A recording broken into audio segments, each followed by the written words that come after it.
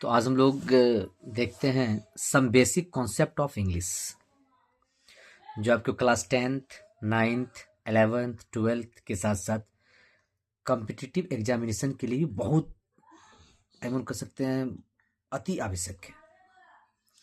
तो आज हम लोग इंट्रोडक्शन देखेंगे इंग्लिश का। सबसे पहले we know that English is a global और इंटरनेशनल लैंग्वेज। इंग्लिश को एंग्लो सक्सन के द्वारा सेकेंड या थर्ड सेंचुरी में वेस्ट जर्मनी से स्टार्ट किया गया। अगर बोला जाए कि इंग्लिश की ओरिजिन माने इंग्लिश शब्द जो है, इसकी ओरिजिन यानी उत्पत्ति कहां से हुई है, तो जर्मेनिक लैंग्वेज के एंगल्स शब्द से हुई है।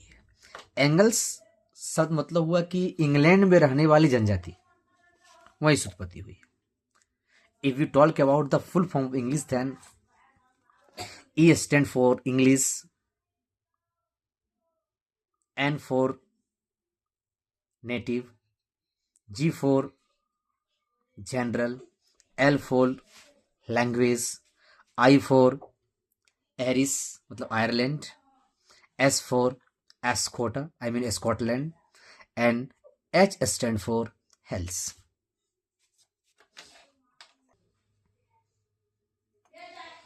English is a West Germanic language. It is the most widely spoken language on earth. About 375 million people have English as their mother tongue, मातृभाषा है उनका, while about 750 million speak as a second language. I mean second language के रूप में लगभग 750 millions use कर रहे हैं। Others estimate the English speaking population at well over 2 billions. If we say about English in a word, then English is the mixture of languages. Important facts about English.